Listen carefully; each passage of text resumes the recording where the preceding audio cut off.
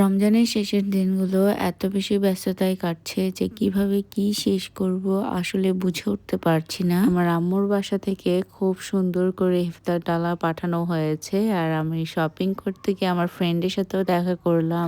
আর অনেক দিনের প্ল্যানের পর ফাইনালি আমরা যেতে পারলাম ওরস বিরিয়ানি খেতে সেহরিতে। আর পুরো দিনটাই কাটছে আমাদের শপিং অ্যান্ড খাওয়া দাওয়া নিয়ে। হ্যালো এভরিওয়ান, আসসালামু আলাইকুম। I hope all of you are doing great. আজকে তোমাদেরকে ২টা দিনের ভ্লগ একসাথে দিব, মানে হচ্ছে ২টা অ্যাটাচ করে। এটা হলো একদিন যেদিন আমাদের বাসা থেকে হচ্ছে আম্মু ইফতার পাঠিয়েছে। সো ইফতারে আমি আম্মুকে মানা করেছিলাম কোনো ধরনের চনা পেঁয়াজ এগুলো না পাঠানোর জন্য, যেহেতু এগুলো অনেক বেশি খাওয়া হয়েছে। তাই আম্মু পাঠালো ফ্রাইড রাইস, কাবাব, রোলস, তারপর ছিল চিলি চিকেন, ফালুদা, এগুলাই ছিল। সো যেগুলো যেগুলো আমার খুব পছন্দের খাবার সেগুলাই আম্মু পাঠিয়েছে। আর আমাদের ফ্যামিলির সবাই এই ধরনের খাবার খেতে অনেক বেশি পছন্দ করে। আমাদের ফ্যামিলিতে তেমন কোনো স্পেসিফিক্যালি যে চনামুড়ি খেতেই হবে এমন কোনো নিয়ম নেই। কাদের কাদের বাসায় এমন সিচুয়েশন থাকে।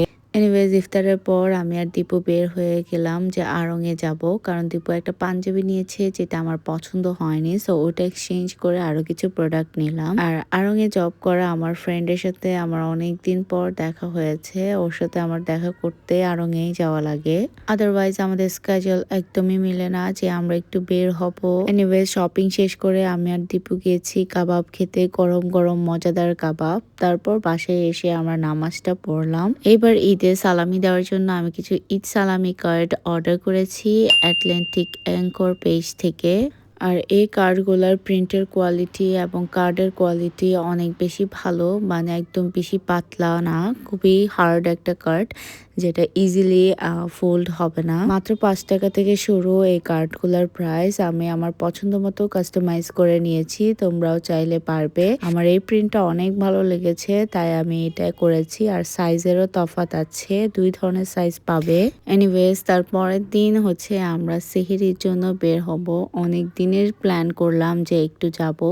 আমার বার্থডের দিনও যাওয়ার কথা ছিল, তবে গাড়ির সমস্যা দেওয়ার কারণে আমরা ওটা ক্যান্সেল করলাম। আর যেহেতু আমরা সেহরিতে ওরস বিরিয়ানি খাবো, যদি পেটে কোনো ধরনের সমস্যা দেয় তার আগে ভাগে আমাদেরকে টিটু ভাই একটা একটা ডাব খাওয়ালো, যেটার জন্য আমাদের পেট ঠান্ডা থাকবে।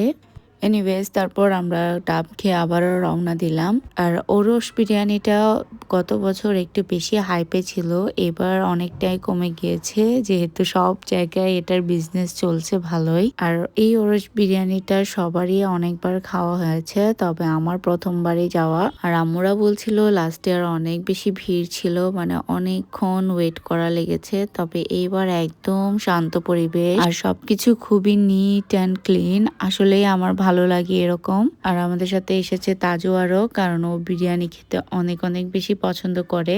সো আমরা এখানে প্লেটার অর্ডার না দিয়ে একটা ভুল করেছিলাম, সেটা হচ্ছে আমরা কেজিতে বিরিয়ানি অর্ডার করেছি, যেটার ফলে আমাদের কেজির কোয়ান্টিটি অনেক বেশি কম মনে হচ্ছিল। তো বিরিয়ানির পাশাপাশি আমরা মেজবানি প্যাকেজটাও নিয়েছিলাম। মেজবানি প্যাকেজটা আমার কাছে ভালো লেগেছে, বিরিয়ানির টেস্টও ভালো লেগেছে, তবে কোয়ান্টিটিতে অনেক কম। এনিওয়েজ এইভাবে আমরা রাতের ১টা বাজে হচ্ছে আমাদের সেহরি ডান করি। এরপর আমরা আর কোনো কিছু খাইনি। তারপর হচ্ছে সেহরির সময় আমরা জাস্ট খেজুর খেয়ে ঘুমিয়ে গিয়েছিলাম, কারণ আমরা সবাই অনেক বেশি ফুল ছিলাম। আর পরের দিন সকালবেলায় ঘুম থেকে উঠে আবারও রেডি হয়ে গিয়েছি, কারণ আবারও একটু শপিং এর জন্য বের হব আম্মুদের সাথে। তবে সত্যি কথা বলতে আমার এখনো পর্যন্ত কোনো শপিংই হয়নি।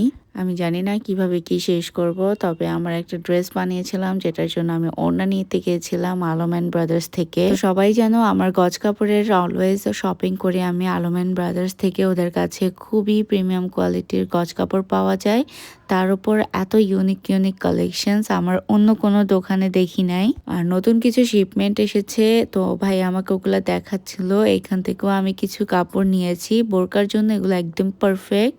আর প্রতিটা কালেকশনের ভাইয়ের কাছে কালারও অ্যাভেলেবেল আছে, মানে তুমি যে কালারই পছন্দ করো না কেন তুমি ওই কালারের পেয়েই যাবা আলম এন্ড ব্রাদার্সে।